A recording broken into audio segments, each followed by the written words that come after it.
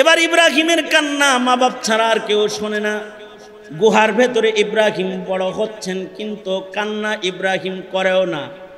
মা নাই তাও খোদার জ্বালায় কান্দে না, কারণ ইব্রাহিমের আর এক মুজিজা, আঙ্গুল চুষে আর আঙ্গুলির ভেতর থেকে দুধ নির্গত হয়, বের হয়, মধু নির্গত হয়। আল্লাহ তাআলা তার খলিলকে বড় করলেন। এক সময় খলিল বলে, ইন্নী ওয়াজ্জাহাতু ওয়াজহিয়া লিল্লাযী ফাতারাস সামাওয়াতি ওয়াল আরদা হানিফাও ওয়া মা আনা মিনাল মুশরিকিন। আর এই সব বহুত্ববাদকে ভাঙ্গা চুইরা তছনছ করে ফেলেছে। শাস্তি হিসাবে আগুনের কুণ্ডুলিতে জ্বালাও।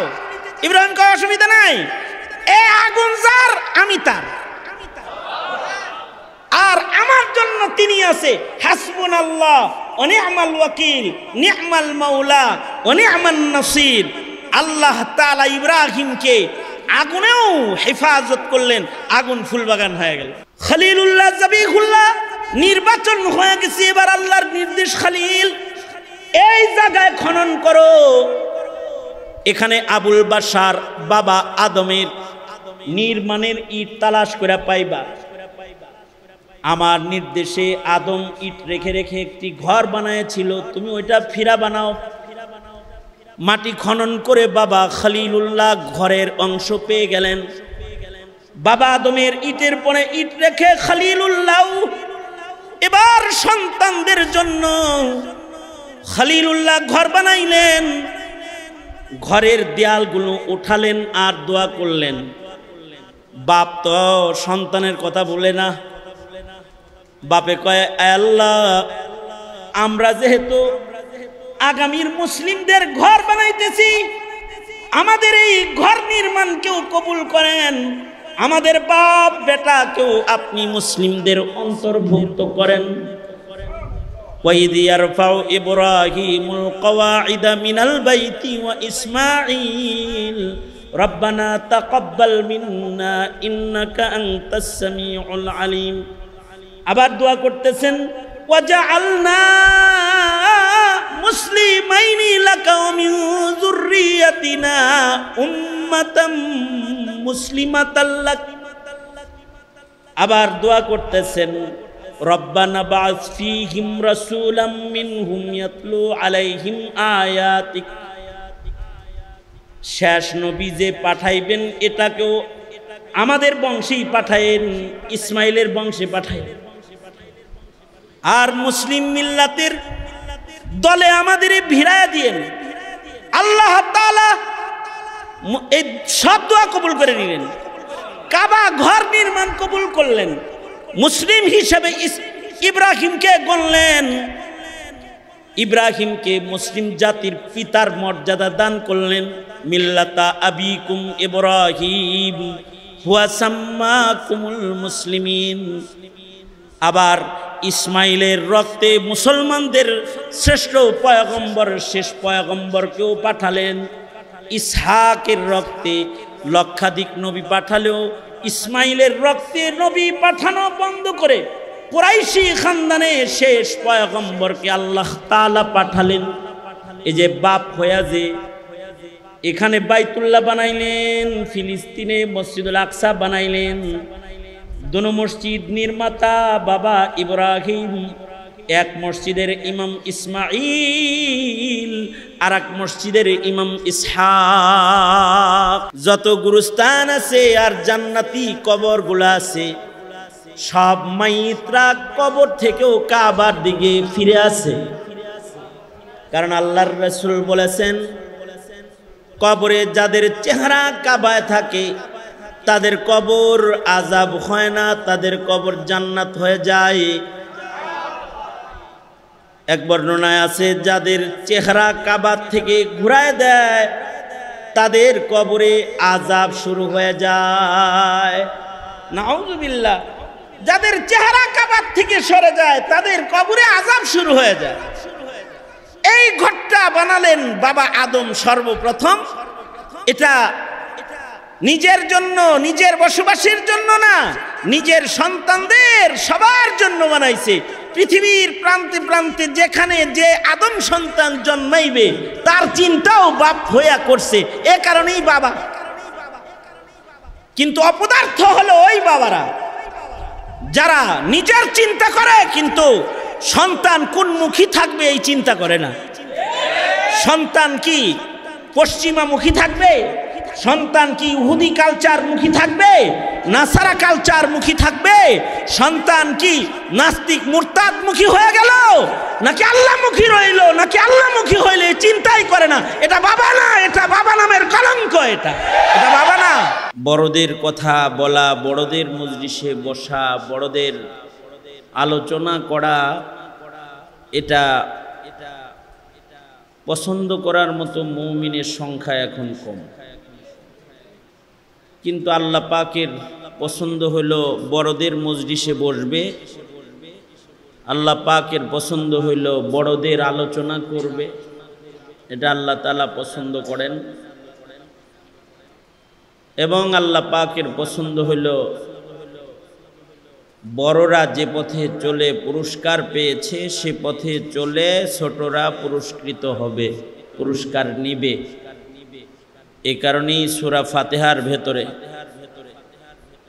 আমাদের পূর্বপুরুষ যারা আল্লাহর পছন্দের পথে চলে পুরস্কৃত হয়েছে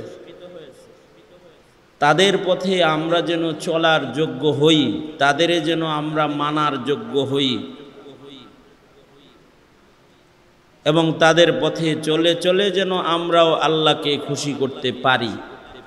এই দোয়া আল্লাহ তাআলা সূরাতুল ফাতিহার ভেতরে আমাদেরকে শিখাইছেন। আমরা সব নামাজের রাকাতে রাকাতে রাকাতে রাকাতে এই দোয়া করি, তো নামাজরত দোয়া করি আমরা।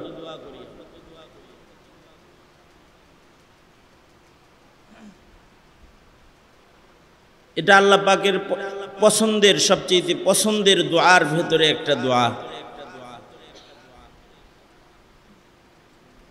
যেটা নামাজের ভেতরেই করা লাগে।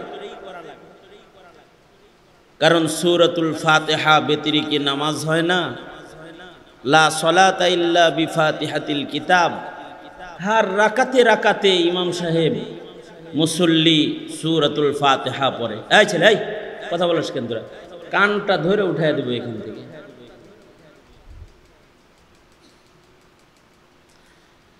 সূরাতুল ফাতিহা হার রাকাতে রাকাতে পড়া হয়, আর প্রতিটি রাকাতে রাকাতেই এই দোয়া পড়া হয়। ইহদিনাস সিরাতাল মুস্তাকিম সিরাতাল্লাযীনা আন'আমতা আলাইহিম গায়রিল মাগদুবি আলাইহিম ওয়ালাদ-দাল্লিন। ভ্রষ্টদের অনুকরণ নয়, ইহুদিদের অনুকরণ নয়, নাসারাদের অনুসরণ নয়, অনুসরণ হবে যারা পুরস্কার প্রাপ্ত তাদের। এই কারণেই কোরআনে হাকিমে পূর্বপুরুষদের আলোচনা বিদ্যমান আছে, বাপ দাদাদের কৃতি বিদ্যমান আছে, যে বাপ দাদারা করছে ডাকি এটা বিদ্যমান আছে। পূর্বপুরুষদের যে সকল নেক কর্ম আছে এইগুলোকে আল্লাহর কালামে আল্লাহ তাআলা তুলে ধরে আমাদের পর্যন্ত খবর পৌঁছাইছেন। যদি আল্লাহ তাআলা পূর্বপুরুষ ও বড়দের আকাবিরদের নবীদের আলোচনা কোরআনে না করতেন, আমরা এগুলা কিছুই পাইতাম না। আমরা পাইতাম না। প্রথম মানুষ দুনিয়াতে কি করছে তাও আমাদের বয়ান করে আল্লাহ তাআলা শুনাইছেন। যুগে যুগে নবীরা কি করেছে সব আল্লাহ তাআলা আমাদেরকে ইতিহাস বলেছে।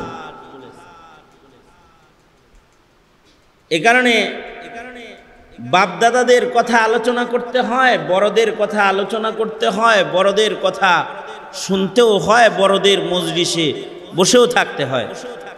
কারণ বরকত বড়দের সাথে, বরকত যারা পূর্বে চলে গেছে তাদের সাথে। আস-সাবিকুনাল আউয়ালুনা মিনাল মুহাজিরিন ওয়াল আনসার, যারা আগে তারা বরকতের, আগের যারা পূর্বপুরুষ যারা তারা ভালো, এবং বরকত আল্লাহ তাআলা বড়দের সাথেই রাখছেন। এ কারণে আল্লাহর রাসূল বলেন, আল বারাকাতু মা আকাবিরকুম, বরকত তো তোমাদের বড়দের সাথে আছে। কারণ বড়রা আমাদের চাইতে ভালো না মন্দ? আমাদের পূর্বের বড় যারা, তারা কি আমাদের চাইতে ভালো না মন্দ? তারা ভালো ছিল। তাই ভালোদের আলোচনা করতে হয়। ভালোরা যদি মরেও যায় তাহলে তাদের ভালো ভালো গুণগুলো বলতে হয়। উযকুরু মাহাসিনা মাউতাকুম, আল্লাহর রাসূল বলেন, তোমাদের বড় যারা মরে যায়, এই সকল মৃত মানুষগুলার যে ভালো ভালো গুণ আছে, মরা মানুষদের কিছু ভালো গুণ আছে না, এইগুলা ছোটদের কাছে তোমরা বর্ণনা করো। উযকুরু মাহাসিনা মাউতাকুম। এই কারণে আল্লাহ তাআলা আমাদের অনেক পূর্বের যে সকল বাপদাদা পূর্বপুরুষরা মরে গেছেন, তাদের কীর্তি, তাদের কর্ম, তাদের মিশন, তাদের ঈমানের হালাত, তাদের আমলের হালাত, তাদের ভালো কাজ, এইগুলো কি আল্লাহ তাআলা আমাদের কাছে বর্ণনা করছেন। এ কারণেই বাবা আদমের পয়লা কাজ কি তা আমরা জেনেছি।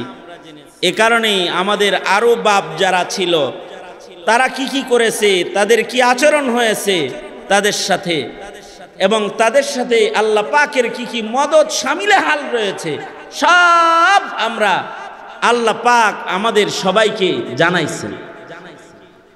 এই কারণেই কোরআনে হাকিমে তিনজন পিতার আলোচনা আছে, তিনজন বাপের বিশেষ আলোচনা, আমাদের তিনজন পিতার আলোচনা কোরআন মাজিদের ভেতরে আল্লাহ তাআলা করেছেন।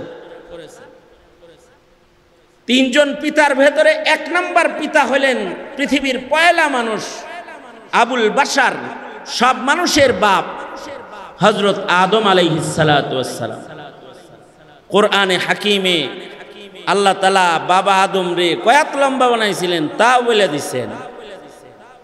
বাবা আদম রে কি দিয়া বানাইছেন তাও বলছেন, যে তোর বাবারে কি দিয়া বানাইছি জানাস? এই জিনিস দিয়া তোর বাপেরে বানাইছি। তোর বাপারে কই বানাইছি জানাস? প্রথম ছিল কোথায় তা জানাস? তোর বাবা, তোদের বাবা, সে সৃষ্টির পরে এই দুনিয়ায় ছিল না, জান্নাতে ছিল। জান্নাত থেকে কিভাবে আসলো তাও আমাদেরকে আলোচনা করে শোনাইছেন। আমাদের বাবাকে বানানোর আগে, বাবা অস্তিত্বে আসার আগে কারা কি বলেছিল তাও শোনাইছেন। ফেরেশতারাও বলছে মানুষ বানানোর দরকার নেই। কিন্তু আল্লাহ তাআলা আমাদের বাবাকে কেন বানালেন তাও আমাদেরকে বর্ণনা করে শোনাইছেন। আবার কই ফেলছিলেন আমাদের বাপেরে, আর কই ফেলছিলেন আমাদের মায়েরে। হযরত হাওয়া এক জায়গায় আর হযরত আদম আলাইহিস সালাতু ওয়াস সালাম আর এক জায়গায়। এরা কই মিলিত হয়েছিলেন তাও আমাদের জানাইছেন। আবার এরা মিলিত হওয়ার পরে দুনিয়াতে মানুষের জন্য তাদের প্রথম কর্মকাণ্ড কি ছিল তাও আমাদের আল্লাহ তাআলা বর্ণনা করে জানাইছেন। মানুষ হিসেবে আমাদের বাপে দুনিয়াতে প্রথম যে কাজ করছিলেন সেটা হলো আমাদের বাবা আদমে দুনিয়াতে সর্বপ্রথম মসজিদ বানাইছিলেন। এরকম মসজিদ বানাইছিলেন, সর্বপ্রথম ঘর বানাইছিলেন, ইবাদতের ঘর। এটা মানুষ হিসেবে মানুষের প্রথম কাজ, কারণ মানুষকেই তো বানানো হয়েছে ইবাদতের জন্য। তো মানুষ দুনিয়াতে পয়লা ইবাদতের ঘরই বানাবে, এছাড়া আর কি বানাবে? এই কারণে বাবা যে ইবাদতের ঘর বানাইছে প্রথম, এইটাও আবার আল্লাহ আমাদের এই কোরআন দিয়া আমাদেরকে বর্ণনা করে শুনাইছে। ইন্না আউওয়ালা বাইতিন উযিআ লিন-নাস, ইন্না আউওয়ালা বাইতিন উযিআ লিন-নাস লাল্লাযী বিবাক্কাতা মুবারাকান ওয়া হুদাল লিল আলামিন। নিশ্চয়ই দুনিয়ার প্রথম ঘর নির্মাণ যেটা হয়েছে এটা কোনো ঘুমানোর এসি লাগানো, ফ্যান লাগানো, লাইট বাতি লাগানো, দরজা জানালাওয়ালা বসবাসের কোনো ঘর নয়। এই পৃথিবীতে সর্বপ্রথম যে ঘরটা বানানো হয়েছিল, এই ঘরটা হলো এই ঘরের দিকে ফিরে ইবাদত করার একটা ঘর, যে ঘরটা কাবা, বাইতুল্লাহ শরীফ ঘর সারা দুনিয়ার সব মানুষের জন্য পথ প্রদর্শক হিসেবে বাবা আদম এই ঘর প্রথম নির্মাণ করেছেন, যেটা দুনিয়ার পয়লা কাম। এই পৃথিবীর মাটির পরে প্রথম কাজ মসজিদ নির্মাণ। বাবা আদম এই পয়লা ঘর, পয়লা কাজ সম্পাদন করলেন, মসজিদ বানাইলেন। কার জন্য বানাইলেন? নিজের জন্য না, গোটা দুনিয়ার জন্য এই ঘরটা বানালেন। এই ঘরের মর্যাদা হলো হুদাল্লিল আলামিন। এই ঘরটা আলামিনের সকল মাখলুকাতকেই পথ প্রদর্শন করবে। সুবহানাল্লাহ। ইন্না আউওয়ালা বাইতিন উযিআ লিন-নাস লাল্লাযী বিবাক্কাতা মুবারাকান ওয়া হুদাল লিল আলামিন। কোথায় বানালেন? বিবাক্কাতা মুবারাকা বানালেন মক্কা মুকাররমায়, কিন্তু আলামিনের সবার জন্য বানালেন, যে পৃথিবীর সব মানুষ এই ঘরমুখী। এজন্য আমরাও ওই ঘরমুখী। 5 বেলা নামাজ পড়ি ওই ঘরের দিকে। আল্লাহু আকবার বলেন। কোন ঘরের দিকে পড়েন 5 বেলা? হ্যাঁ, বাবার দিকে না কাবার দিকে? কাবার দিকে পড়েন 5 বেলা। মরার পরে কোন দিকে ফিরাসন? হ্যাঁ, মৃত্যুর পরে আমাদেরকে কবরের দেশে কোন দিকে ঘুরায় শোয়ায়? কবরে যখন আমাদেরকে শোয়ায় তখন এই কাবার দিকে ঘুরায় আমাদেরকে শোয়ায় দেয়। হাদিস শরীফে আছে, যাদের চেহারা কাবায় থাকে, দুনিয়াতে যারা কাবামুখী, এই মানুষগুলা দুনিয়াতে আল্লাহমুখী। সুবহানাল্লাহ। আরো আস্তে করে বলেন সুবহানাল্লাহ। যেই মানুষগুলা দুনিয়াতে কাবামুখী, তারা কি মুখী বলেন? তারা কি মুখী? যারা কাবামুখী তারা আল্লাহমুখী। এ কারণে কারা কাবামুখী ছিল আর কারা কাবামুখী ছিল না, এই প্রশ্ন সবার আগে করা হবে। আউয়ালু মা ইউহাসাবু বিহিল আবদু ইয়াউমাল কিয়ামাতিস সালাহ। নামাজ সম্পর্কে প্রথম প্রশ্ন হবে, নামাজ তো সবাই দক্ষিণ দিকে পড়ে না? দক্ষিণ দিকেও পড়ে, যারা কাবার উত্তরে থাকে তারা দক্ষিণ দিকে পড়ে। আমরা যেহেতু কাবার পূর্বে থাকি তাই আমরা পশ্চিম দিকে পড়ি। আমাদের থেকে কাবা কোথায়, কোন দিকে? তাইলে বোঝা গেল পৃথিবীর কিছু মানুষ পূর্ব দিকেও পড়ে, কিছু মানুষ দক্ষিণ দিকেও পড়ে, কিছু মানুষ উত্তর দিকেও নামাজ পড়ে। যাদের দেশ থেকে কাবা উত্তরে, তারা উত্তর দিকেও নামাজ পড়ে। দেখেন না, মক্কা মুকাররমায় যখন জামাত হয়, আমগর মতো সোজা দাঁড়ায় নাকি গোল হয়ে দাঁড়ায়? হ্যাঁ, আল্লাহু আকবার। যে কাবা ঘরের দক্ষিণ পাশে নামাজি, সে দক্ষিণ থেকে উত্তরমুখী হয়ে দাঁড়ায় যায়। তাহলে দিকটা কাবার দিক, যেই দিকে কাবা আছে ওই দিকে মানুষ ফিরা দাঁড়ায়। এমনকি মরার পরেও যেই দিকে কাবা আছে ওই দিকে ফিরা শোয়ায়।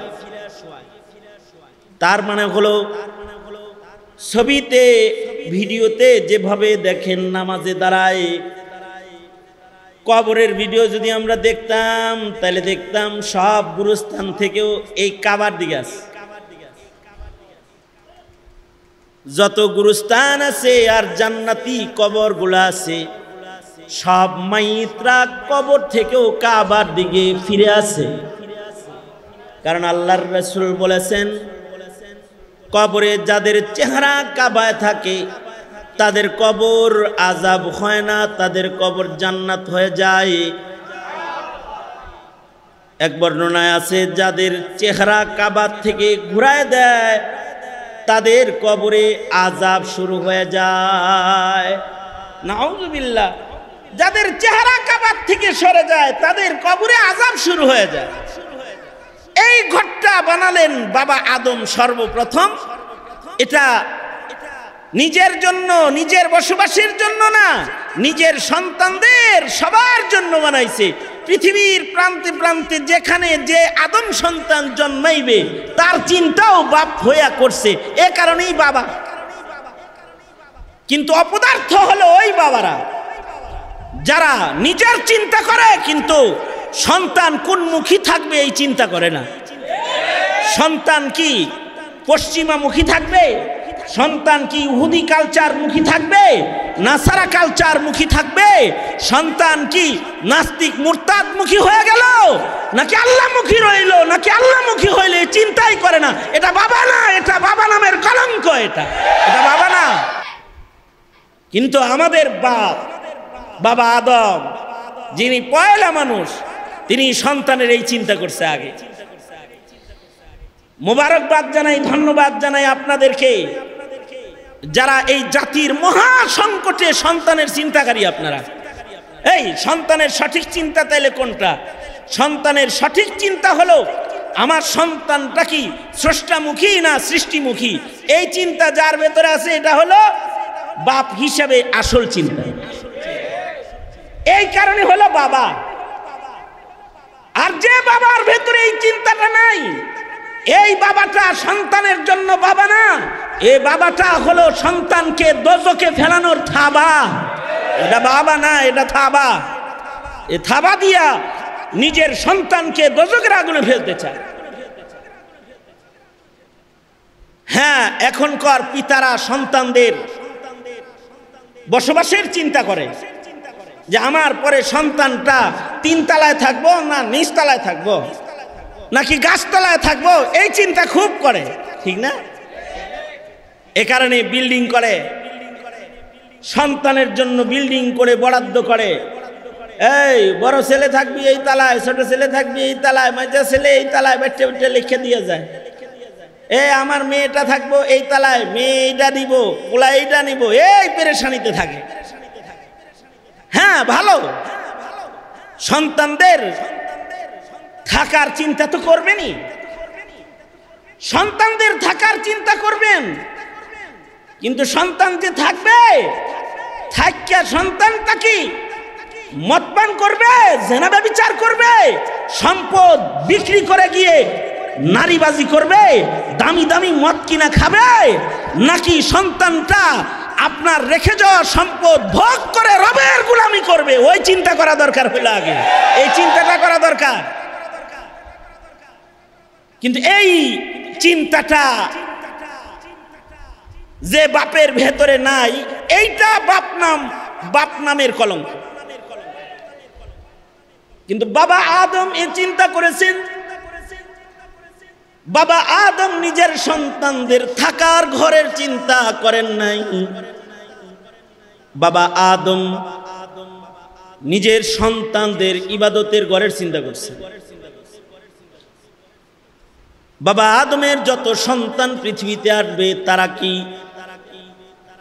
দুনিয়ামুখী হবে নাকি আল্লাহমুখী হবে চিন্তা করে ঘর বানাইলেন, মসজিদ বানায় বললেন সবে মিলে এক ঘর কেন্দ্রিক আবেদ হয়ে যাও, কারণ এই ঘরটা হুদাল্লিল আলামিন।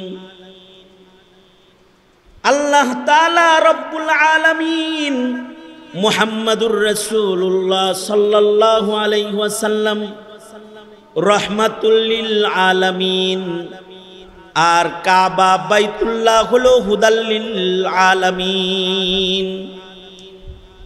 আশ্চর্য দেখেন, নূহ নবীর ঔরসেও সন্তান। বাবা আদম থেকে নূহ পর্যন্ত আপনারা তাওয়াজ্জুহ এই দিকে দিলে আর কয়েকটা কথা শুনে যান, তাতে আপনাদের ফায়দা হবে ইনশাআল্লাহ। নূহ আলাইহিস সালাতু ওয়াস সালামের আমলে মানুষের সংখ্যা একেবারে কম না নূহ আলাইহিস সালামের সময়, কারণ বাবা আদমের যুগে সন্তান জন্ম হইতো জোড়া জোড়া, একসাথে দুইটা। কয়টা? একটা ছেলে একটা মেয়ে, একসাথে দুইটা। প্রথমবারে এক ছেলে এক মেয়ে, পরের বারে এক ছেলে এক মেয়ে।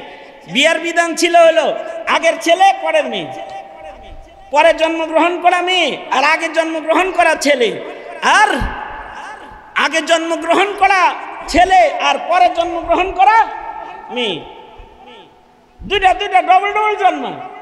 আচ্ছা ডবল ডবল যদি জন্ম নিতে থাকে তাইলে বাচ্চা জন্মের স্পিডটা কি কম না একটু ভালো তালেই আছে? তালেই কিন্তু আছে। এই তালে মানুষ জন্মগ্রহণ করেছে। মনে করেন নূহ আলাইহিস সালাম পর্যন্ত বাইবেল বলে, বিভিন্ন কিতাব বলে, আদম বাবার থেকে নূহ বাবা পর্যন্ত, বাবা আদম থেকে নূহ আলাইহিস সালাম পর্যন্ত জমানা কতটুকুন গেছে? 10 পুরুষ। কয় পুরুষ? 10 পুরুষ অতিক্রম করেছে। 10 পুরুষ বলতে আমরা কত দিন ধার্য করতে পারি? কত বছর গেছে 10 পুরুষ হইলে? এখনকার এক পুরুষের বয়স আর তখনকার এক পুরুষের বয়স কিন্তু একরকম না। এখন এক পুরুষের বয়স হলো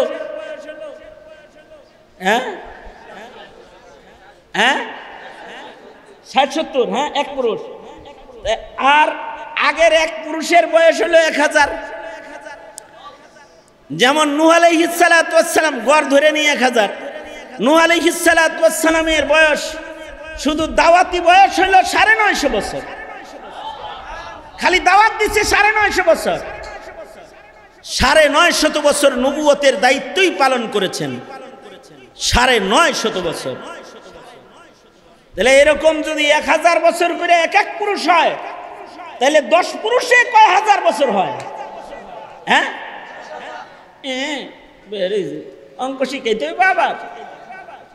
তাহলে 10 পুরুষে মিনিমাম হইতেছে কমাস কম একটা ধৈরা নিলাম কত বছর? 10,000 বছর। 10,000 বছরে মানুষ জন্মাইতে পারে কিরকম? আরে আগেই না, এত ক্যালকুলেটর তো আমাদের কাছে নাই, কিন্তু একটা আন্দাজে যাই আর কি। মনে করেন এই 30 বছর 40 বছর আগে আমাদের বইয়ে ছিল বাংলাদেশে জনগণের সংখ্যা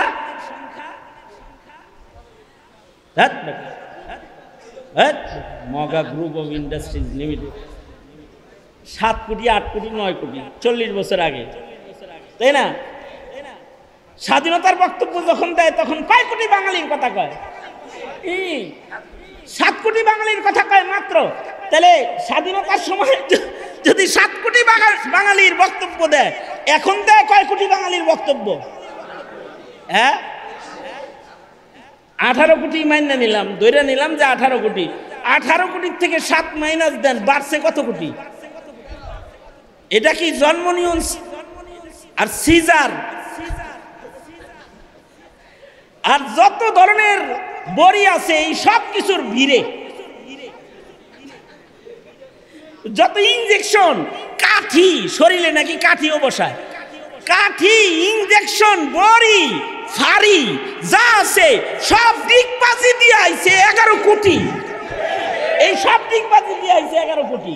চিন্তা করছে, হ্যাঁ আরে 13 কোটি, মিনিমাম 13 কোটি। আচ্ছা 13 কোটি যদি হয় এইরকম দিকবাজি দিয়ে 30 বছরে, তাইলে মানুষের সংখ্যা 10,000 বছরে মোটামুটি কম হওয়ার কথা না। কারণ এত সিস্টেম জন্ম নিয়ন্ত্রণের তখন ছিল না। তখন মানুষ স্বাভাবিক কায়দায় জন্মগ্রহণ করত।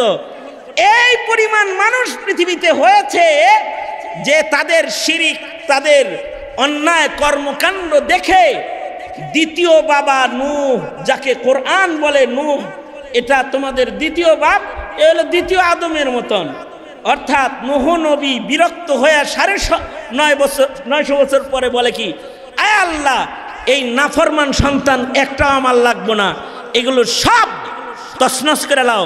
রব্বি লা তাজার আলাল আরদি মিনাল কাফিরিনা দাইয়ারা। দোয়া করে দিছে, একটা দোয়া তো ছেড়ে দিছে। বন্যার পানি ইজ কামিং, বন্যার পানি আয়া পড়ছে। এইবার আল্লাহ কয় পানি তো আইতাছে, নূহ সব মরে গেলে তো দুনিয়া খালি হয়ে যাব।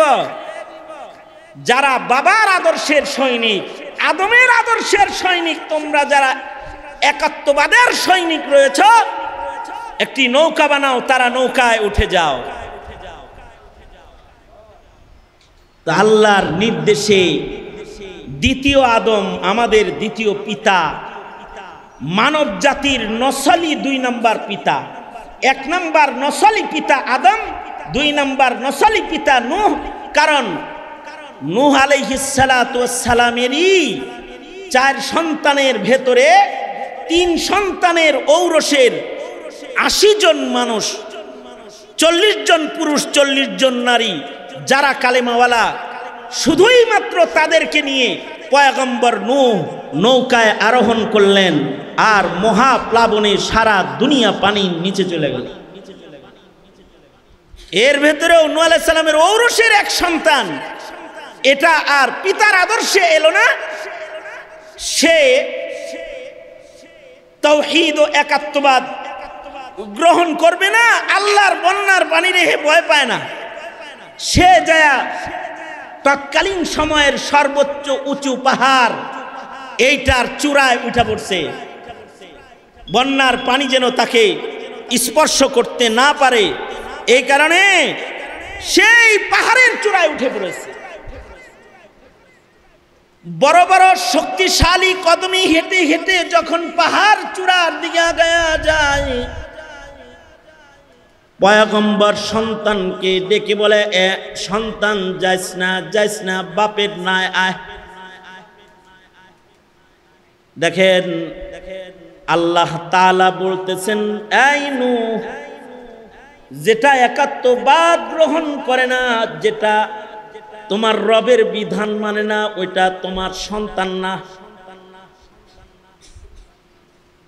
লাইসা মিন আহলিক, এই সন্তান তোমার বউর বংশের সন্তান না, এটা তোমার আহাল হিসেবে আমি তাকে গণি নেই। যে কয়টা কালিমাওয়ালা, ওই কয়টা তুমি বাবার সন্তান। আর যেটা কালিমা মানে না, যারা এক আল্লাহর গোলামি করে না, ওইটা তোমার সন্তান না। এটা হলো দুনিয়ার সব মুমিনদের জন্য শিক্ষা। তোমার ঔরসেও যদি সন্তান হয় 5টা, যে 2টা নেককার, এই 2টা তোমার সন্তান। যে 3টা আসাদনুর মার্কা, নাস্তিক মার্কা, বেঈমান মার্কা, লাইসা মিন আহলিক, এগুলো তোমার আহাল না, এগুলো তোমার সন্তান না। কারণ এগুলো ময়দানে মাহশরে তোমার উপকার হবে না। কিন্তু তোমার যে সন্তানটা আদম, নূহ, ইব্রাহিমের অনুসারী, তোমার যে সন্তানটা একাত্মবাদের সৈনিক, তোমার যে সন্তান পূর্বপুরুষদের রেখে যাওয়া কোরআন সুন্নাহর আমানতের উপরে মুস্তাকিম, তোমার যে সন্তান আল্লাহর গোলাম, এটা তোমার এমন সন্তান, এই একটা নেক সন্তানের কারণে মা বাপ উভয়কেই আল্লাহ তাআলা পুরস্কার দান করবেন। একজন হাফেজে কোরআন সন্তানের পুরস্কার হিসেবে তাদের বাবা মাকে ময়দানে মাহশরে আল্লাহ তাআলা নূরের মুকুট পরানোর ইন্তজাম করে, অনুষ্ঠান করে তাদের মাথায় নূরের তাজ পরাবেন। আল্লাহর রাসূল বলেছেন, এই বাবাদের মায়েদের মাথার নূরের তাজের আলো সূর্যের আলোর চেয়ে অনেক জ্যোতির্ময় হবে। কারণ এগুলো হলো আসলে সন্তান তোমার। আল্লাহ তাআলা নূহ আলাইহিস সালামকে বলতেছেন, যেটা জায়গা ইন্নাহু লাইসা মিন আহলিক, এইটা কিন্তু তোমার ঔরসের না, আমি তাকে তোমার ঔরস হিসেবে গণি না। ছেড়ে দাও, তার চিন্তা বাদ দাও। যেগুলো তোমার রবের কথা মানে, ওইগুলারে লয়ে না উঠে যাও। এই নূহ আলাইহিস সালাতু ওয়াস সালাম আল্লাহর নির্দেশে 40 জন পুরুষ আর 40 জন নারীকে নিয়ে নৌকায় আরোহণ করলেন। মহাপ্লাবন হলো, সারা দুনিয়া তছনছ হয়ে গেল। বলা হয় এই মুহররমের 10 তারিখে এই নৌকা তীরে ভিড়ল। এই মুহররমের 10-এ নৌকা তীরে ভিড়ল। ঐতিহাসিকদের, ইতিহাস বর্ণনাকারীদের কোন বক্তব্য এরকম এসেছে, এই 40 জন নারী আর পুরুষ দিয়ে এই পৃথিবী সেকেন্ড টাইম আবার আবাদ হলো, মানুষ জন্ম শুরু হলো, পৃথিবীতে আবার ইমানদারদের রাজ কায়েম হলো। কিন্তু যেহেতু নূহ নবী থেকে ইব্রাহিম পর্যন্ত মশহুর তেমন বড় কোনো পয়গম্বরের নাম ইতিহাসে আসে না, মানুষগুলো দাওয়াত শূন্যতায় আবার পুরান জায়গায় ফিরে গেল। দাওয়াত নাই তো, দাওয়াত বন্ধ করা, দাওয়াত বন্ধ করলে একাত্মবাদ বিদায় নেয়, দাওয়াত বন্ধ হয়ে গেলে ইবাদত বিদায় নেয়, নবীদের আওয়াজ বন্ধ হয়ে গেলে দিন বিদায় নেয়। ওই যে মশহুর কোন নবীর আগমন নাই, দাওয়াত বন্ধ, এবার আবার সব পুরান জায়গায় ফিরে গেল। যে এবার সারা দুনিয়াতে একজন মানুষ আল্লাহ বলনেওয়ালা নাই, এমন পরিবেশ কায়েম হয়ে গেল। আর সব কাফেরের লিডার হয়ে গেল নমরুদ। সারা দুনিয়া তখন নমরুদ কন্ট্রোল করে, সারা দুনিয়ার বাদশা। আর সারা দুনিয়াতে বহুত্ববাদ প্রতিষ্ঠা পেয়েছে, একাত্মবাদ বিদায় নিয়েছে। আরো জঘন্য কথা হলো, এই শয়তান নমরুদ মানব জাতির প্রথম জঘন্য মানুষ যে নিজে খোদাও দাবি করেছে। এখন এই জমানায় তো খোদা দাবি করেন না মানুষ আর নাই। আরে কি কেউ কি কইছে যে আনা রব্বুকুম, কইছে? কয় নাই কেউ। কিন্তু ওই সময়ে কিন্তু নমরুদ বলে ফেলছে আমি তোমাদের রব। নাউজুবিল্লাহ। কোরআন বলে 2 জন মানুষ খোদা দাবি করেছে, তাদের ভেতরে একজন নমরুদ আর একজন ফিরআউন। এই মুহররমে এই খোদা দাবি করনেওয়ালা বলা হয় 2 জন এই মুহররমেই শেষ হয়েছে। নমরুদও মুহররমেই শেষ হয়েছে, কারণ বলা হয়, ইতিহাস বলে, কেউ ঐতিহাসিকদের কারোর বক্তব্য, অগ্নিকুণ্ডলী থেকে হযরত ইব্রাহিম আলাইহিস সালামও এই মুহররমুল হারামে বেরিয়ে এসেছেন, ওনাকে অগ্নিকুণ্ডলীতে ফেলেছে। আর এই নমরুদ মিয়া এরপরে কিছুদিন বাঁচা ছিল, পরের বছর আইতে আইতে নিজের মাথায় নাক দিয়া মশা ঢুইকে নিজেই লাঠির বাড়ি খাইতে খাইতে মাথা ফাটতে এক সময় নিজেও এই মুহররমে মরছে।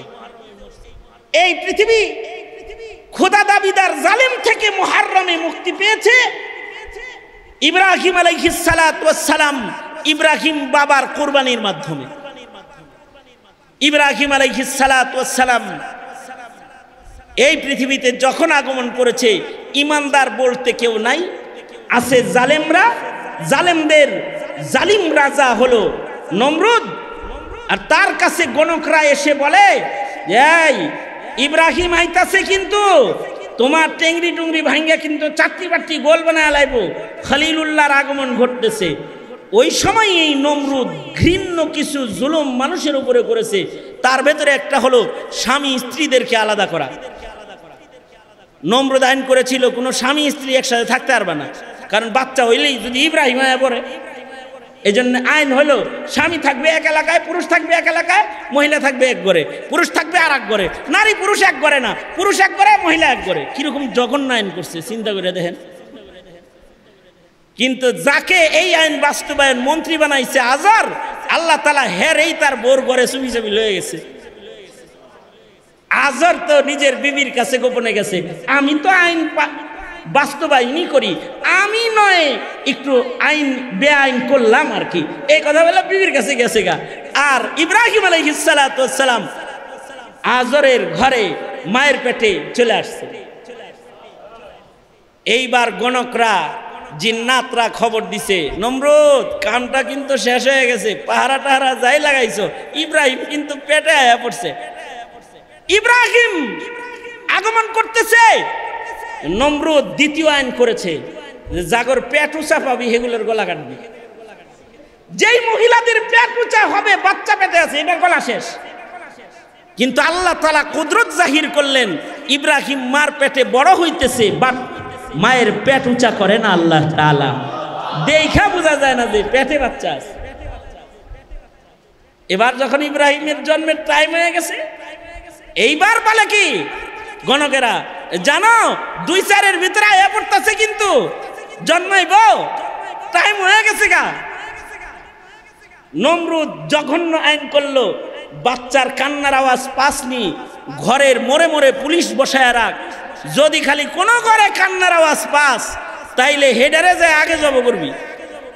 আল্লাহ তাআলা আইন করলেন, এই ফিরিস্তারা যা সবার কানে তুলে দিয়ে থুইস, কান্নার আওয়াজ কেউ যেন শোনে না, খালি মা বাপ ছাড়া। ইব্রাহিম জন্ম নিতেছে কিন্তু কান্নার আওয়াজ মা বাপ ছাড়া আর কেউ শোনে না। মনে মনে ভাবতে পারেন, আমার এক উস্তাদ বলে, মনে মনে ভাবতে পারো এটাও কি সম্ভব? তোমার বিজ্ঞান দিয়ে যদি কানে কানে কথা সম্ভব হয়, আল্লাহর কুদরত দিয়ে কানে কানে কথা সম্ভব না? যেমন মনে করেন আমি ফোন করছি গাজী মাহমুদের কাছে, গাজী মাহমুদ 10 জনের ভিতরে বয়ে রয়েছে, আমি বলি সে শোনে আর কেউ শোনে না। বিজ্ঞানের মোবাইল দিয়ে যদি দুয়ে দুয়ে কথা হয় তাহলে আল্লাহর কুদরত দিয়ে কেন হবে না? এবার ইব্রাহিমের কান্না মা বাপ ছাড়া আর কেউ শোনে না। গুহার ভেতরে ইব্রাহিম বড় হচ্ছেন, কিন্তু কান্না ইব্রাহিম করেও না। মা নাই তাও খোদার জ্বালায় কান্দে না, কারণ ইব্রাহিমের আর এক মুজিজা, আঙ্গুল চুষে আর আঙ্গুলির ভেতর থেকে দুধ নির্গত হয়, বের হয়, মধু নির্গত হয়। আল্লাহ তাআলা তার খলিলকে বড় করলেন। এক সময় খলিল বলে, ইন্নী ওয়াজ্জাহাতু ওয়াজহিয়া লিল্লাযী ফাতারাস সামাওয়াতি ওয়াল আরদা হানিফাও ওয়া মা আনা মিনাল মুশরিকিন। আর এই সব বহুত্ববাদকে ভাঙ্গা চুইরা তছনছ করে ফেলেছে। শাস্তি হিসাবে আগুনের কুণ্ডলিতে জ্বালাও। ইব্রাহিম কয় অসুবিধা নাই, এ আগুন যার আমি তার, আর আমার জন্য তিনি আছে। হাসবুনাল্লাহ ওয়া নি'মাল ওয়াকিল, নি'মাল মাওলা ওয়া নি'মান নাসির। আল্লাহ তাআলা ইব্রাহিমকে আগুনেও হেফাজত করলেন, আগুন ফুলবাগান হয়ে গেল। এখন ইব্রাহিমও এবার বাপ হিসাবে সন্তানদের ওই চিন্তা শুরু করলেন, যেই চিন্তা বাবা আদম করছে। আল্লাহ তাআলা ইব্রাহিমকে বলে, ইব্রাহিম যাও, নমরুদদের শেষ হইছে, এখানে তোমার আর দরকার নাই, তুমি যাও, বাবা আদম যেখানে কাম করছে ওইখানে চলে যাও। প্রথম আসলেন ফিলিস্তিন, সেখানে কিছুদিন থাকার পরে ইসমাইলকে বনবাসের বাহানায় আল্লাহ তাআলা বাবা আদমের নির্মাণ ঘরের কাছে খলিলকেও পৌঁছায়া দিলেন। হযরত ইসমাইলকে কোরবানির বাহানায় মিনা মুজদালিফার দাম বাড়াইলেন, কারণ হাবিবুল্লাহ এ ঘরের কাছে আগমন করবে, হুদাল লিল আলামিনের শহরে জন্মগ্রহণ করবে, রাহমাতুল লিল আলামিন। এবারে ঘর যেথায় আছে এটাকে আবাদ করতে হবে।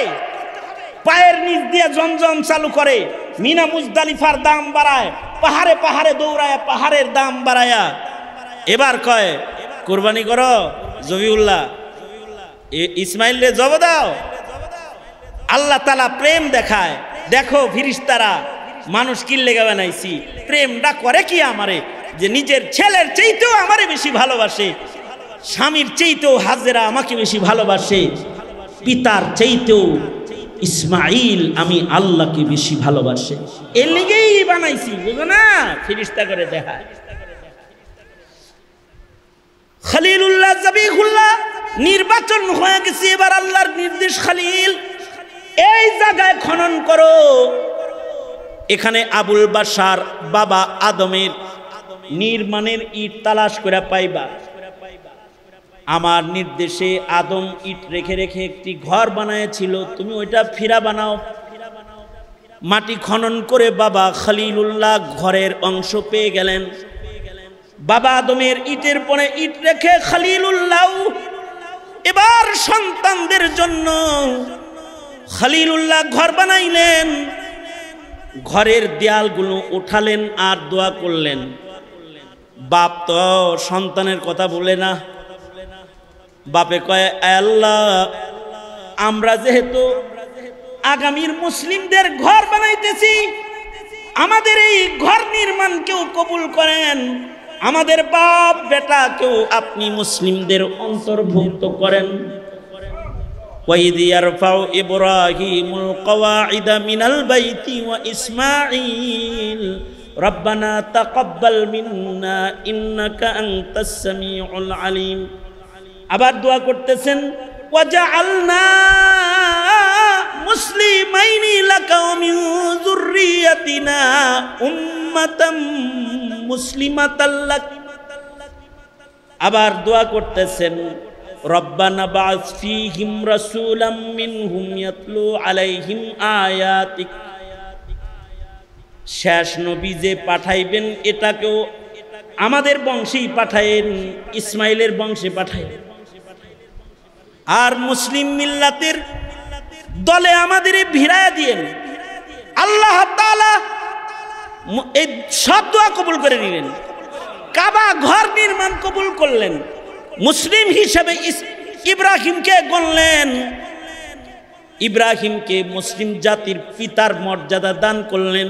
মিল্লাতা আবিকুম ইব্রাহিম হুয়া সাম্মাকুমুল মুসলিমিন। আবার ইসমাইলের রক্তে মুসলমানদের শ্রেষ্ঠ পয়গম্বর, শেষ পয়গম্বরকেও পাঠালেন। ইসহাকের রক্তে লক্ষাধিক নবী পাঠালেও ইসমাইলের রক্তে নবী পাঠানো বন্ধ করে কুরাইশি খানদানে শেষ পয়গম্বরকে আল্লাহ তাআলা পাঠালেন। এই যে বাপ হইয়া যে এখানে বাইতুল্লাহ বানাইলেন, ফিলিস্তিনে মসজিদুল আকসা বানাইলেন, দুনো মসজিদ নির্মাতা বাবা ইব্রাহিম, এক মসজিদের ইমাম ইসমাইল, আর এক মসজিদের ইমাম ইসহাক। এই যে দুটো মসজিদ নির্মাণ হলো, এই দুটোটাই সারা দুনিয়ার সব মুসলমানদের কিবলা। এ কারণেই মসজিদুল আকসার দিকেও মুসলমানের নামাজ হয়েছে। পরবর্তীতে কিবলা পরিবর্তন করে ইব্রাহিম বাবার পয়লা নির্মাণের দিকে আবার ফেরত দেওয়া হয়েছে। ফাওয়াল্লি ওয়াজহাকা শাতরাল মসজিদিল হারাম। এই দুই মসজিদ ঘিরে সারা পৃথিবীর মুসলমানদের যুদ্ধ, সারা পৃথিবীর মুসলমানদের ঈমানি জীবনের যাত্রা। আর সেই যুদ্ধ করতে করতেই ফিলিস্তিনিরা জীবন দিচ্ছে, কিন্তু মসজিদুল আকসা কোনো বেঈমানের আখড়া হতে দিতেছে না। বাবা আদম যে মসজিদ নির্মাণ করেছেন, ইব্রাহিম খলিল যে মসজিদ পুনর্নির্মাণ করেছেন, এই মসজিদের পাহারাদার সারা দুনিয়ার মুসলমানরা। এ পাহারাদারি কিয়ামত পর্যন্ত করবে। পাহারাদারি সংকট পড়েছে তো আল্লাহ তাআলা আবাবিলকে হুদাল্লিল আলামিন গর্ত। এ ঘরের আশেক শুধু মানুষ না, পাখালিরাও আবাবিল পাঠিয়ে ঘর হেফাজত করেছে। হ্যাঁ, সামনেও এ ঘরের পাহারাদারির সংকট পড়ে গেলে একজন ইব্রাহিমী সন্তানকে আকাশে উঠায় পালতেছেন। বড় জালেম নিধন করতে প্রয়োজনে সময় মতো ঈসা নবীকে আল্লাহ তাআলা আদমের সন্তান হিসাবে আবার এ পৃথিবীতে পাঠাবেন। বাইতুল্লাহর ইবাদতের পরিবেশকে সংরক্ষণ করবেন, নবী পাকের রেখে যাওয়া দ্বীনকে হিফাজত করবেন। কারণ এই পৃথিবী সব মিটে যাবে, এটা আল্লাহর পছন্দ, কিন্তু দ্বীন মিটে যাবে, এটা আল্লাহ পাকের পছন্দ না। কারণ দ্বীনের মূল্য আল্লাহর কাছে সকল কিছুর চাইতে বেশি। এই যে মাদ্রাসা, এই যে মসজিদ, এগুলোর উদ্দেশ্য হলো দ্বীন হিফাজত, ইব্রাহিমী রেখে যাওয়া আমানত, মুহাম্মদুর রাসূলুল্লাহ সাল্লাল্লাহু আলাইহি ওয়াসাল্লামের রেখে যাওয়া আমানতকে হিফাজত করা, এটাই মাকসাদ। সুতরাং আপনারা যারা পিতার জাত আছেন, আপনি পিতা ততক্ষণ পর্যন্ত পিতা না যতক্ষণ পর্যন্ত সন্তানের দ্বীনের ফিকির না করবেন। রুটি রুজির ফিকির করার নাম পিতৃত্ব না, দ্বীনদারির ফিকির করার নাম হলো পিতৃত্ব। দ্বীনদারির ফিকির করার নাম পিতৃত্ব। বুঝলে বুঝপাতা, না বুঝলে নাকি তেজপাতা। বুঝলে বুঝেন গা, ফিকির চালু করেন গা। আর যদি না বুঝেন তাহলে সিলেবাস পরিবর্তন করে দ্বীনকে মিটায়া দিয়ে যারা আপনার সন্তানকে বেয়াদব বানাচ্ছে, সমকামী বানাচ্ছে, জেনাকার পাপাচার বানাচ্ছে। যদি নির্বোধ হন তাহলে তাদের হাতে তুলে দেন, আর যদি পিতা হন তাহলে সন্তানের কাছে দ্বীন তুলে দেন, দ্বীনের দাওয়াত তুলে দেন, দ্বীনের শিক্ষা তুলে দেন। আর এই মাদ্রাসার উদ্দেশ্য দ্বীন শিক্ষা, এই মসজিদের উদ্দেশ্য ইব্রাহিমী ইবাদতের শিক্ষা এবং ইব্রাহিমী ফিকিরকে জমিনে জারি করার মেহনতের আয়োজন। আল্লাহ তাআলা আমাদের সবাইকে বোঝার তৌফিক দান করুন। আলহামদুলিল্লাহ রাব্বিল আলামিন, ওয়াসসালাতু ওয়াসসালামু আলা সাইয়্যিদিল আম্বিয়া ওয়াল মুরসালিন।